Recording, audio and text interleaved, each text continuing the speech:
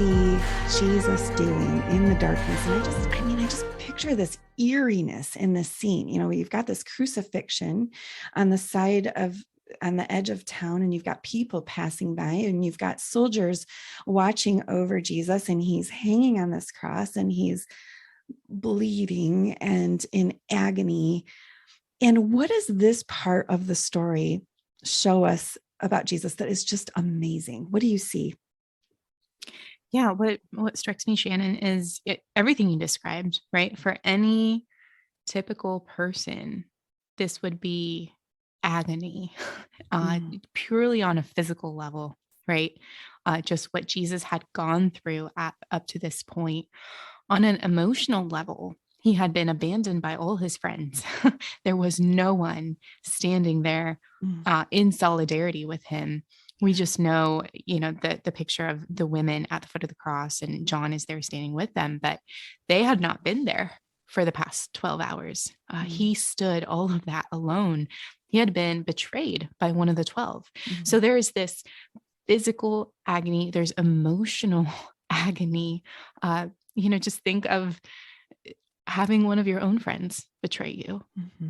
Having someone gossip behind your back. Like, how hurtful is that to us? And now multiply that by being betrayed to your own death. That is the weight of what Jesus is carrying.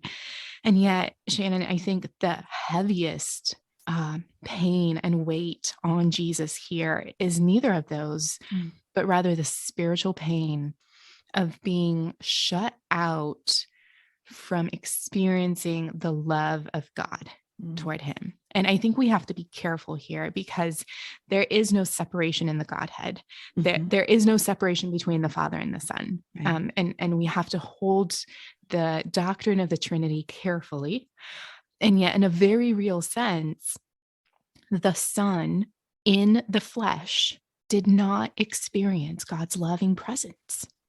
That there was a separation of experiencing God with him, because here Jesus is carrying the weight of every sin ever committed by every human in the world. Just think of just taking one sin, just thinking of every unkind word ever spoken by me, by you, by every person listening, by those in our families, by those who are alive right now in this moment in history, and then multiply that by all the years throughout history, every human, just every unkind word. And that's just one sin of hundreds. And Jesus was bearing that weight on himself here on the cross.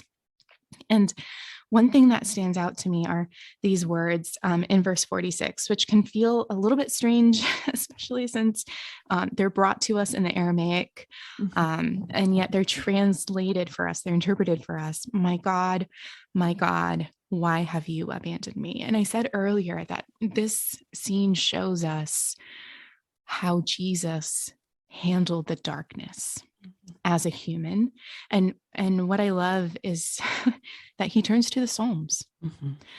I know that there have been times in my life where the pain has felt so great that I had no words to pray, where there is no eloquent way of asking God to intercede. There's a groan. There's a God.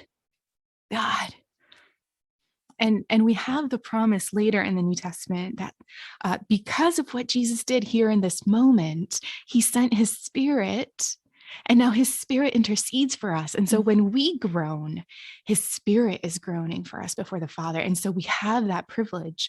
But here in this moment, that had not yet happened. And so Jesus is groaning under the weight of all the sin on top of the physical and emotional burdens. And he turns to the Psalms. And this is actually a quote from Psalm 22.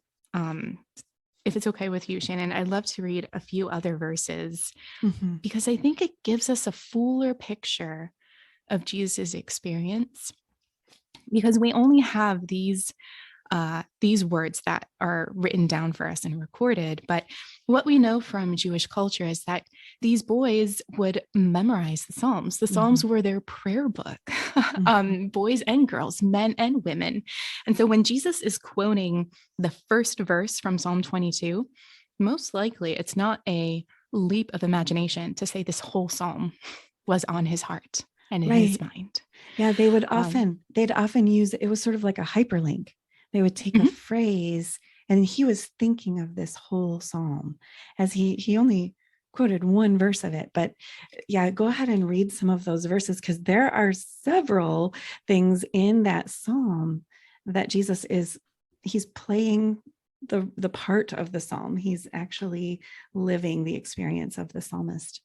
Yeah. So it's a long psalm, 31 verses. I won't read it all, but if you're listening to this, I encourage you to open your Bible to Psalm 22 and take time today to read the whole psalm. But here's verse 1. My God, why have you abandoned me? Why are you so far from my deliverance and from my words of groaning? My God, I cry by day, but you don't answer. By night, and yet I have no rest. But you are holy, enthroned on the praises of Israel. Our fathers trusted in you. They trusted, and you rescued them. They cried out to you and were set free. They trusted in you and were not disgraced. But I am a worm and not a man, scorned by mankind and despised by people. I mean, can you picture Jesus thinking this, praying this, right? We know from Isaiah 53 that his face at this point was nothing to look at, that he was despised and rejected by men. And so Jesus, like you said, Shannon, is living this out in the moment. Verse 7, everyone who sees me mocks me. They sneer and shake their heads. He relies on the Lord. Let him save him. Let the Lord rescue him, since he takes pleasure in him. I mean, this is almost a direct quote from what the people at the cross were saying, right? He's crying out, let's see if God's going to save him. This is the agony in Jesus' heart. It was you who brought me out of the womb, making me secure at my mother's breast. I was given over to you at birth. You have been my God from my mother's womb. Don't be far from me, because distress is near and there's no one to help. Every moment where you have felt lonely, every moment where you have felt abandoned, where you have felt betrayed, where you have felt there's no one in my corner, Jesus felt that. He felt it first, and he felt it fully. And because he felt it on the cross, we have hope that it doesn't have to be that way for us. But let's not rush to the glory of the resurrection and the empty tomb, and not sit here in the darkness, in the distress, in the heartache, in the hurt. Because what is happening today as we observe Good Friday is Jesus is inviting us to be honest about all those emotions in our heart today. To be honest with him and say, yes, that's resonating. I'm feeling that myself. And I want to bring that to you and invite you to do a work in my heart today. It did look like darkness was coming over the land, not just physically, but also in snuffing out the light of the world. It looked like spiritual darkness had won. And we know that Satan and all the fallen angels are not omniscient. They don't know the future. They don't know they probably had knowledge of the prophecies because that had been revealed by God through his prophets, but they didn't know how this was going to play out.